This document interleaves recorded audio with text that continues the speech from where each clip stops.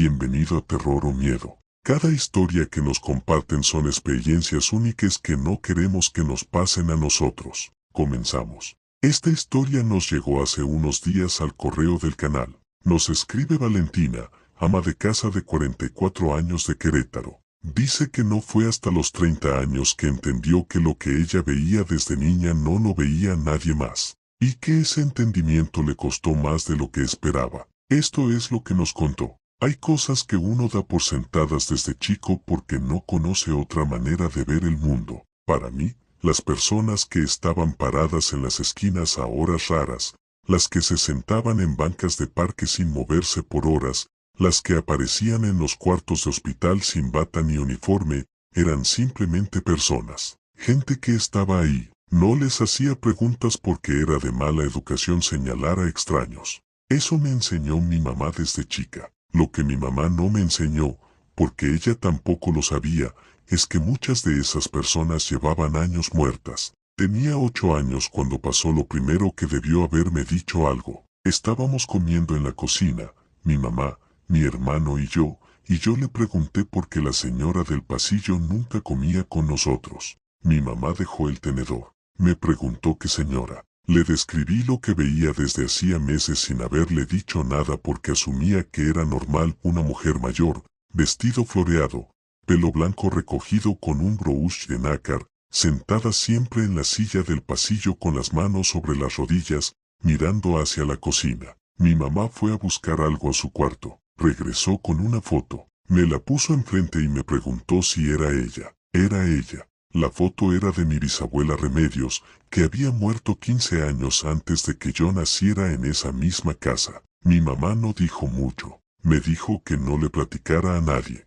Que si la volvía a ver me hiciera la que no. Que esas cosas era mejor no alimentarlas. Hice lo que me dijo durante años. Me hacía la desentendida. Miraba para otro lado. Aprendí a distinguir, con el tiempo, quién era vivo y quién no.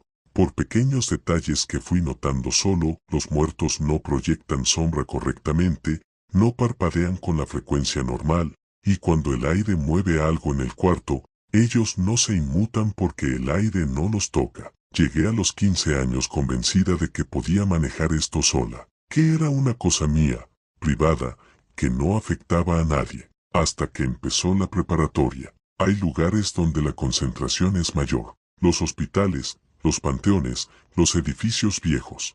La preparatoria donde estudié tenía 70 años y una historia que nadie contaba abiertamente pero que todos los que éramos sensibles a ese tipo de cosas sentíamos desde el primer día de clases. En el salón de tercero B, que era el mío, había una muchacha que yo di por sentada desde el primer día. Se sentaba en el último banco junto a la ventana. No hablaba con nadie. No sacaba cuaderno. Usaba una blusa de cuello alto que no era del uniforme actual. Nunca la llamaban a lista. La di por sentada durante 2 meses. Fue hasta una tarde que me quedé sola en el salón recogiendo mis cosas que ella se acercó. Caminó desde el fondo sin hacer ruido. Se paró frente a mi banca y me preguntó, muy tranquila, si yo podía verla. Le dije que sí. Me miró un momento como si estuviera decidiendo algo. Luego me preguntó si podía hacerle un favor. Quería que le dijera a la maestra de historia, la señorita Amparo, que su mamá ya estaba bien, que ya no sufría, que podía dejar de llevarle flores al panteón cada semana porque ella ya no estaba ahí. Le pregunté cómo se llamaba. Me dijo su nombre, luego desapareció. Esa tarde fui a buscar a la señorita Amparo. Le di el recado como pude, torpemente, sin saber cómo envolverlo. La maestra se quedó blanca, luego se le llenaron los ojos de agua. Me preguntó cómo sabía yo ese nombre. Le dije que alguien me lo había dicho. La señorita Amparo faltó 3 días. Cuando regresó me buscó en el recreo y me abrazó sin decir nada. Nunca volvió al panteón esa semana, ni la siguiente, y la muchacha del último banco ya no estaba cuando regresé al salón. Eso fue lo que cambió mi manera de entender el don, porque hasta ese momento lo había vivido como una carga, como algo que tenía que esconder y aguantar.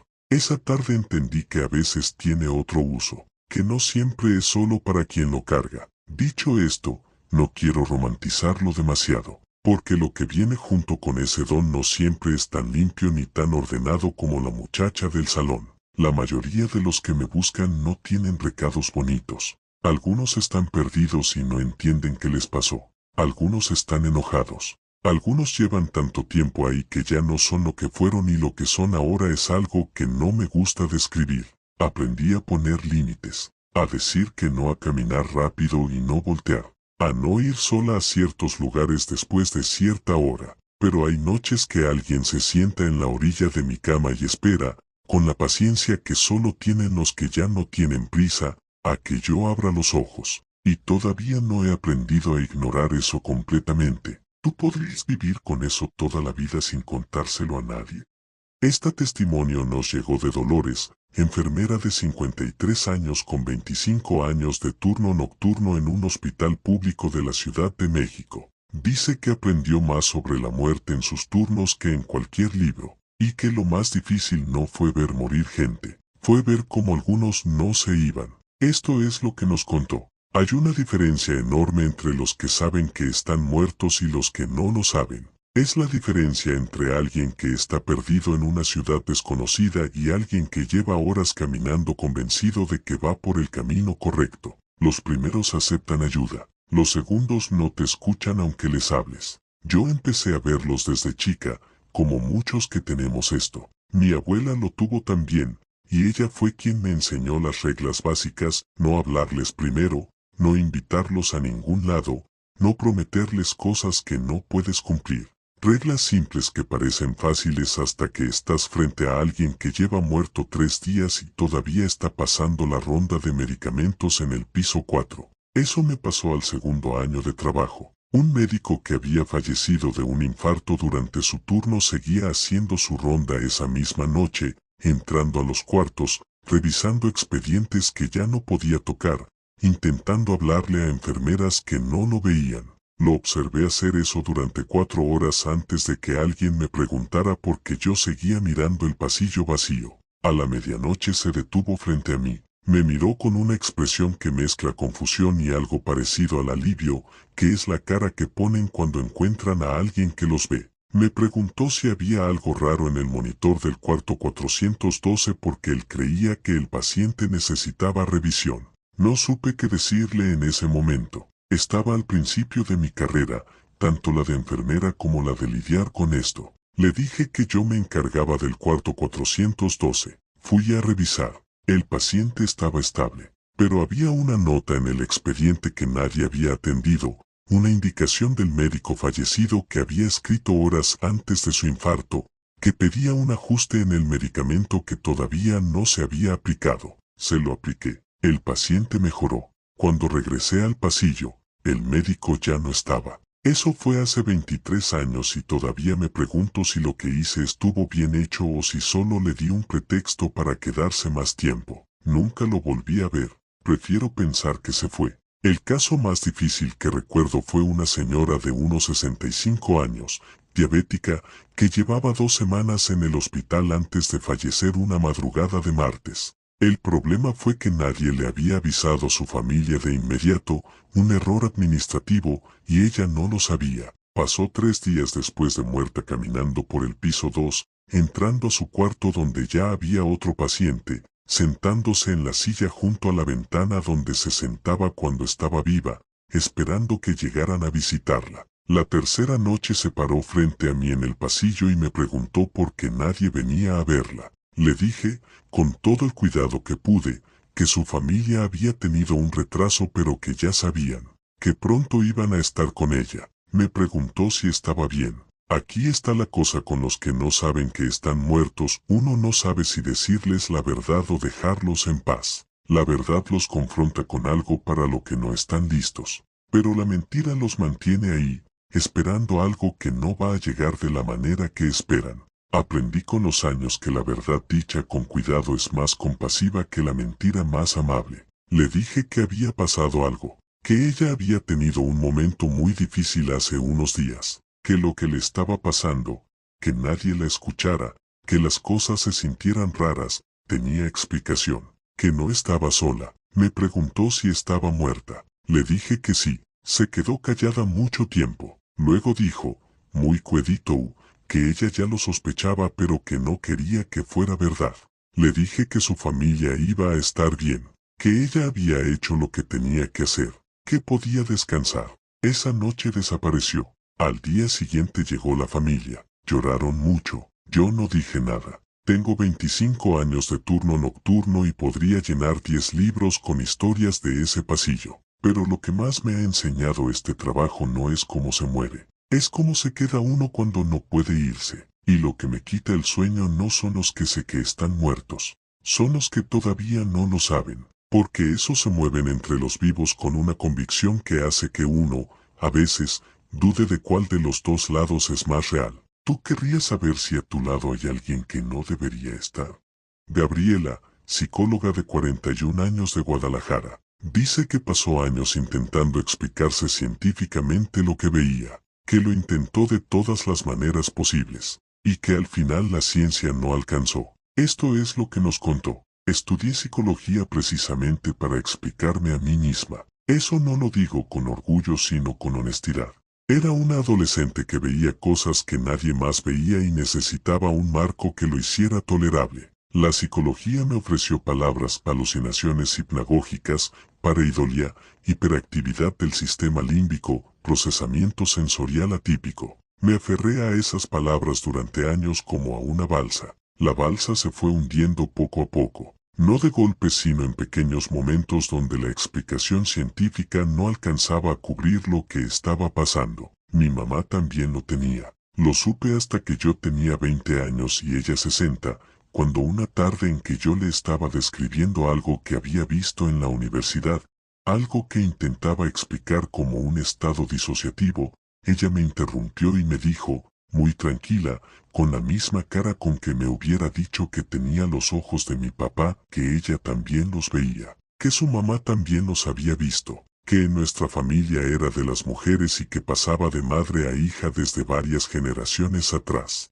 Le pregunté por qué no me lo había dicho antes. Me dijo que esperaba que a mí no me hubiera tocado, que cada que una hija nacía pedía que esa no fuera la que cargara con esto, que con mi hermana mayor no llegó y pensó que se había cortado la cadena, que con la segunda embarazada supo desde el primer mes que yo sí lo iba a traer. Le pregunté cómo lo supo. Me dijo que durante el embarazo empezaron a visitarla más seguido que de costumbre, que es lo que pasa cuando viene una que puede verlos, que se enteran antes que uno. Eso me costó semanas asimilarlo. Tener un nombre para algo no cambia lo que es, pero le quita algo del peso de la soledad. Saber que mi mamá lo cargaba, que su mamá lo cargó, que hay una historia detrás de lo que yo viví como una anomalía personal, fue algo que reorganizó muchas cosas adentro. También me explicó cosas que no había podido entender de mi infancia. Hay una memoria que tengo de los 6 años que siempre me pareció rara y que ahora entiendo perfectamente. Estaba en el jardín de la casa de mis abuelos y había un señor sentado bajo el árbol de aguacate, un hombre viejo con sombrero de palma y camisa de cuadros, que me sonrió cuando lo vi. Yo le sonreí de vuelta y entré a la casa. Le pregunté a mi abuela quién era el señor del árbol. Mi abuela fue a asomarse por la ventana. No había nadie. Me preguntó cómo era el señor. Le describí el sombrero, la camisa de cuadros, las botas café. Mi abuela se sentó en la silla de la cocina y no dijo nada por un buen rato. Luego me dijo que ese señor era mi bisabuelo Catarino, que había muerto en ese patio 30 años antes, que siempre se había quedado ahí bajo el aguacate. Eso que vivía a los 6 años lo entendí hasta los 20, cuando mi mamá me contó todo. El problema de heredar algo sin manual es que uno comete los errores que hubiera evitado si alguien le hubiera enseñado, y mis errores fueron varios. El peor fue a los 24 años, durante mi servicio social en un módulo de salud mental. Había un paciente que llevaba semanas insistiendo en que veía personas que nadie más veía, que lo seguían, que le hablaban, que no lo dejaban dormir. El equipo lo manejaba como psicosis. Yo lo observaba en silencio porque algo en su descripción era demasiado específico, demasiado consistente, para hacer construcción de una mente enferma. Un día me quedé sola con él en la sala de espera. Me dijo que sabía que yo también los veía, que se le notaba a la gente que puede verlos, que hay algo en los ojos. Le pregunté qué le decían. Me describió a una mujer que se le aparecía todas las noches junto a su cama, que le decía que él tenía algo de ella, que quería que se lo devolviera. Le pregunté si sabía quién era esa mujer. Me dijo el nombre de su madre, que había muerto 2 años antes, que antes de morir él se había quedado con algo de sus pertenencias que tenía prometido para otra persona y que nunca devolvió. No soy quien para diagnosticar ni para desdiagnosticar a nadie, pero le sugerí, con todo el cuidado que pude dentro de ese contexto, que si había algo que su mamá hubiera querido que hiciera, quizás valía la pena hacerlo. A la semana lo dieron de alta, no porque los médicos entendieran que había cambiado, sino porque el paciente amaneció tranquilo, descansado, diciendo que ya no lo visitaban. No sé qué devolvió, no sé a quién, solo sé que funcionó. Llevo 17 años ejerciendo la psicología y mi práctica tiene 2 capas, la que está en el expediente y la que no, la que puedo documentar y la que manejo con las herramientas que me enseñó mi mamá antes de morirse, que fue lo último que me enseñó y lo más importante. Me dijo que el don no es maldición ni regalo, que es responsabilidad, que la diferencia entre una persona que lo carga bien y una que se hunde con él es simplemente esa, saber que no es de uno, que uno es solo el canal, que el canal no tiene que cargar con lo que pasa por él. Llevo 17 años intentando creerle. Hay días que casi lo logro. ¿Tú querrías saber si heredaste algo así? Esto llegó al canal de madrugada, sin nombre, sin ciudad.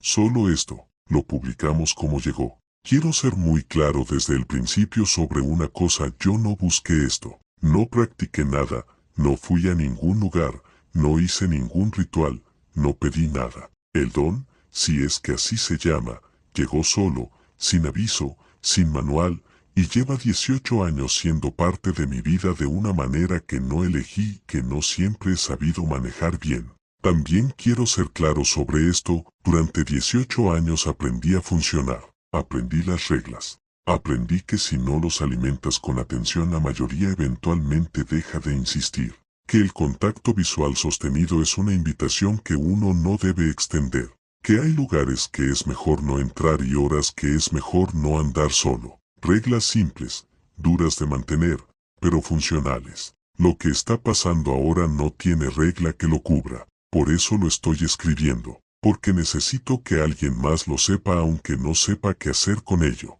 Hace 4 meses apareció la niña frente a mi casa. Tendría unos 8 o 9 años en apariencia, vestido oscuro, pelo suelto, descalza a pesar del frío, parada exactamente en la banqueta de enfrente, mirando hacia mi ventana, con una quietud que no es de niño vivo porque los niños vivos no se quedan quietos así, con esa fijeza, con ese tipo de atención constante que no parpadea y no distrae. La primera noche pensé que era nueva, que quería algo y que si la ignoraba lo suficiente buscaría a alguien más. Eso funciona con la mayoría. La segunda noche seguía ahí, la tercera también. Para la segunda semana yo ya había ajustado mis rutinas para no tener que pasar cerca de la ventana de la sala a ciertas horas. Salía por la puerta de atrás cuando podía. Le dije a mi esposa que la persiana de la sala había quedado mala y que había que cambiarla, solo para tener un pretexto de mantenerla cerrada.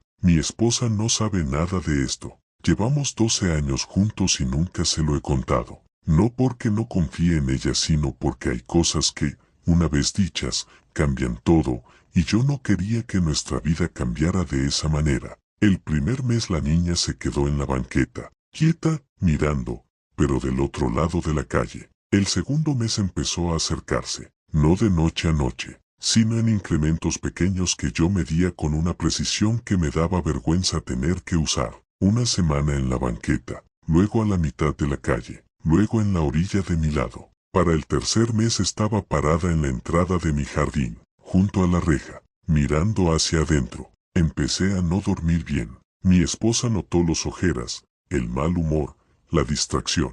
Le dije que era el trabajo. Ella me creyó porque siempre me cree, que es una de las cosas que más quiero de ella y también una de las que más me pesan en este momento. Mi hija tiene 6 años. Se llama Renata. Empecé a notar que la niña del jardín miraba hacia el cuarto de Renata cuando Renata estaba adentro, que cuando Renata salía al jardín a jugar, La niña se acercaba a la reja con un interés que era diferente al que tenía cuando miraba hacia mí. Eso fue lo que me quitó el sueño de verdad.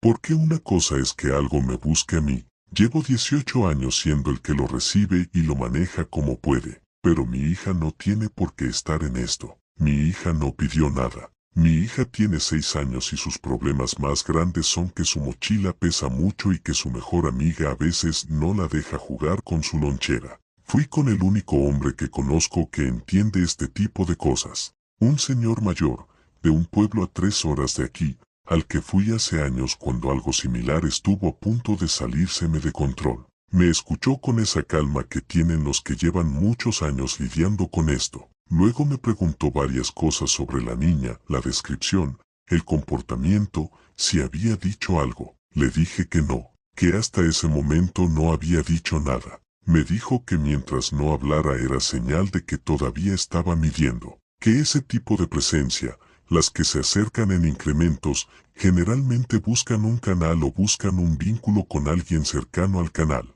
que lo que tenía que hacer era reforzar protecciones en la casa y en Renata específicamente. Me dio algunas cosas que hacer, algunas palabras que decir, algunas plantas que poner en ciertos lugares. Lo hice todo exactamente como me indicó. La niña dejó de estar en el jardín. Pasaron 3 semanas sin verla. 3 semanas en que empecé a respirar distinto, a dormir mejor, a pensar que quizás el señor del pueblo había resuelto algo que yo no hubiera podido resolver solo. Anoche estaba otra vez ahí, pero esta vez no en el jardín. Estaba parada en el pasillo de adentro de mi casa, junto a la puerta del cuarto de Renata, con la mano levantada hacia la manija como si estuviera a punto de abrir.